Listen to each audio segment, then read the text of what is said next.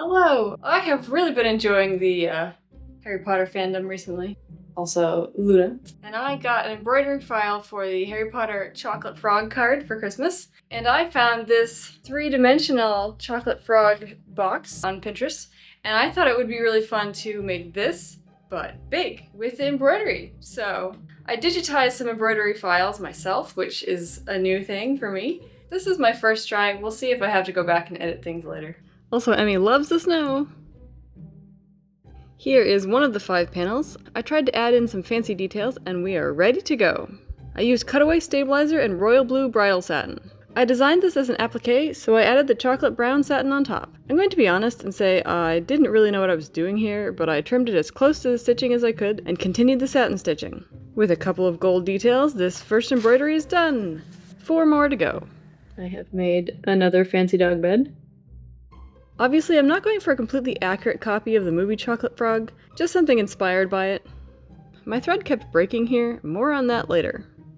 I had to do some fixing with my sewing machine, because my embroidery machine is having issues, and now has an appointment to go get fixed. It's making me stop and rethread it every 10 to 100 stitches, which is really annoying when your design is 6,000 stitches. I trimmed each wedge with seam allowance, and here they all are together. And if this looks like there's a wedge missing, that's so it can be a 3D object later. I traced the circle for the next layer, which is in yellow. The shade range of Sunshine, Daisy, Buttermellow. I pinned the 2 pieces together and basted them along that line before running out of bobbin thread and having to redo that. Today is just not my day. I trimmed the blue part down very close to the basting stitches and ran a satin stitch over that edge to make it an applique. I was all set to embroider the side panels for this project, but my embroidery machine went in for service. It was really struggling and I could not troubleshoot it by myself, so it's a little depressing, not gonna lie. So I'm just gonna set this aside until it's done. Also, I made myself a new sweatshirt. Good news! I just got the call saying my embroidery machine is fixed. The thread tension sensor was broken, which explains why I was having all sorts of wacky thread tension issues, so yay. I'm gonna pick it up tomorrow and then I can get back to work on this. I restarted on the side panels, this time as an applique on my embroidery machine again. I haven't mastered cutting for applique yet, so please be nice, I'm still trying to learn. I stitched out 5 of these side panels. Enjoy this clip of Emmy completely missing a bunny, despite several opportunities of it getting stuck, as we do another large jump in time. It is now several months later, and I made my wedding dresses and got married.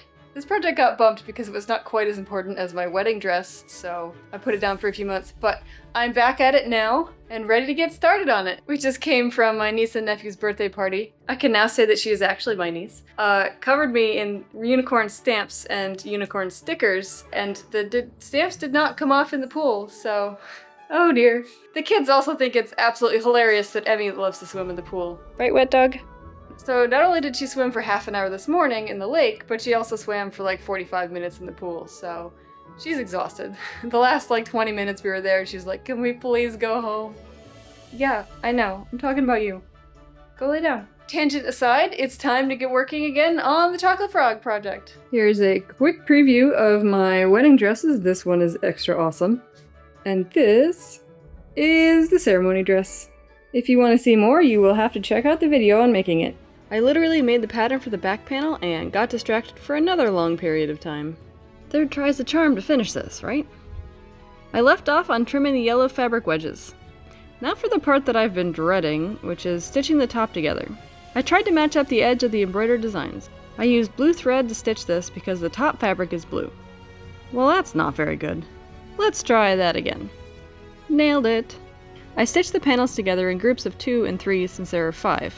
To put those groups together, I matched up the center point and hand basted each side before machine sewing. I switched the thread color to yellow and stitched the rest of the seams. In the end, it wasn't so bad. Time to bring out the pattern for the side pieces. So, I spent yesterday cleaning my whole sewing room, including vacuuming the floor. Suddenly I remember why I avoid working with Minky. Before I pinned those sides together, I checked to make sure that the nap is going the same way, and then I could stitch them into one giant loop. I matched up the corners and pinned between each on all 5 sides. I usually don't abandon projects for this long. I usually work on one project at a time until it's finished, so I don't really know what happened with this one. But I did enjoy seeing how my freckles and hair have changed from 3 years ago. Also, this guy wasn't even a thought yet. Also, ugh, Minky. Now I remember why I avoid working with Minky. I'm being snuggled. I trimmed down the seam allowance on the top to make it less bulky. Time to finally add the last piece. I pinned the corners and in between again and made sure to have the blue on the bottom as it is slightly stretchy and the feed dogs will help pull it along. I stitched around the whole perimeter except for one hole for stuffing. And also for turning it right side out. You only need to make that mistake once. It's a lot easier without a puppy. Ta-da! Time to stuff. I took stuffing out of a different old project, which turned out to be the perfect amount. Oh look, I made another fancy dog bed. I continued stuffing and oh my gosh, he chewed on this? Oh, I had no idea. I gave him something to chew on so he wouldn't chew on this, but I guess that was too late. He's just a bit bored.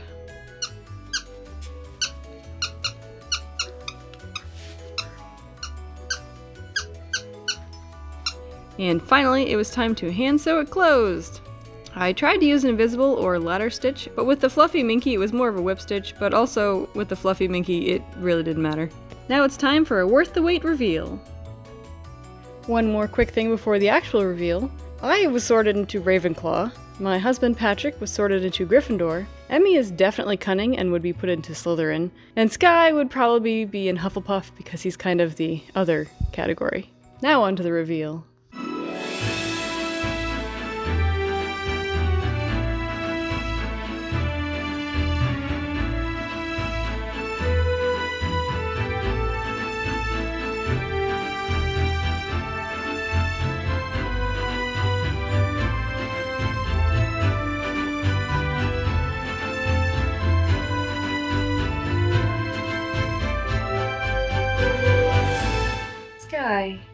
He's eating the Birdie Bots box. It's done! Finally! Whoops. I wish this belly button was a little bit better, but there's a lot of fabric going on in there. And I missed slightly on some of this arc, but overall, I am very happy with this. It is incredibly soft. It is perfectly stuffed. I wish it hadn't taken me 3 years to finish, but oh well. I was planning on doing the Choly Knight Frog Plush to go with this, but after 3 years I think I should not. Maybe take a break. And then probably had another brilliant idea for a Harry Potter plush. It's currently stitching out in the background while I was filming that. Hopefully this one will not take me 3 years though. I'm happy to report that my second embroidered Harry Potter plush pillow only took me 5 days. I did not make a video on this, I just made it as a personal project because it made me happy. If you're expecting any owl post, I hope it arrives soon, and I will see you guys in the next video. Bye everybody!